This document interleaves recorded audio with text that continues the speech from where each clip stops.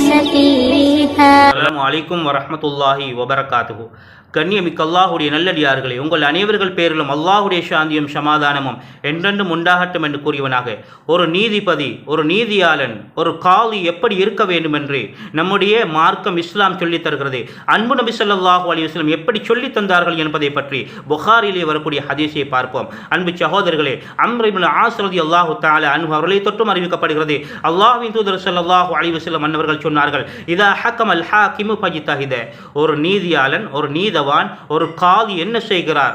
ஒரு குற்றவாளி நிரபராதியாகிவிடக் கூடாது, ஒரு நிரபராதி ஒரு குற்றவாளியாகிவிடக் கூடாது என்பதற்காக தன்னால் இயன்ற அளவு முயற்சி செய்து ஆய்வுகளை மேற்கொண்டு ஒரு தீர்ப்பை கொடுத்து விடுகிறார். அது சரியான முறையிலே அமைந்து விடுகிறது. அல்லாஹ்வின் தூதர் ஸல்லல்லாஹு அலைஹி வஸல்லம் சொன்னாங்க, இவருக்கு 2 கூலிகள் கிடைக்கும், 2 நன்மைகள் கிடைக்கும் என்றாங்க.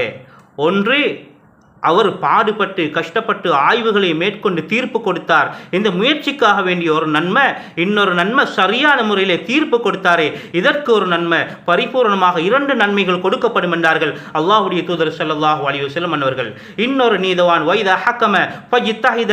அவர் முயற்சி செய்கிறாரே, பாடுபடுகிறாரே, ஆய்வுகளை மேற்கொள்கிறாரே, என்றாலும் அவர் தீர்ப்பு கொடுக்கின்ற பொழுது சும்மஹ்தா, அது தவறாக முடிந்து விடுகிறது, அந்த தீர்ப்பு தவறாக அமைந்து விடுகிறது. ஸல்லல்லாஹு அலைஹி வஸல்லம் சொன்னாங்க, ஃபலஹு அஜ்ருன், அவருக்கு ஒரு நன்மை கொடுக்கப்படும் என்றாங்க.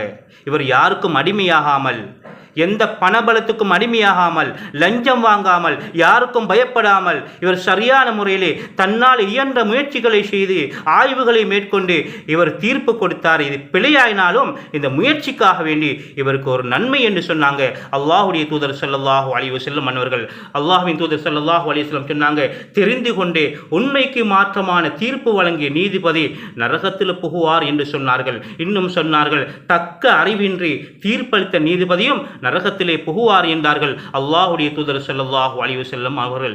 அன்பு சகோதரர்களே, இந்த உலகத்துக்கு வந்த உத்தமர் முஹம்மது ஸல்லல்லாஹு அலைஹி வஸல்லம் சொன்னார்கள், லவ் அன்ன ஃபாத்திமத பின்த முஹம்மதின் ஸரகத் லகதஅது யதஹா. முஹம்மதுடைய மகள் ஃபாத்திமா திருடி இருந்தாலும் அவருடைய கரத்தை நான் வெட்டி இருப்பேன் என்று இந்த உலகத்துக்கு வந்த நீதிபதி, நீதிபதிகளை உருவாக்கிய நீதிபதி, எம் உயிரிலும் மேலான முஹம்மது ஸல்லல்லாஹு அலைஹி வஸல்லம் அவர்கள் கூறிய வார்த்தை. அன்பு சகோதரர்களே, ஜஸாக்குமுல்லாஹு கைரன். அஸ்ஸலாமு அலைக்கும் வரஹ்மத்துல்லாஹி வபரகாத்துஹு.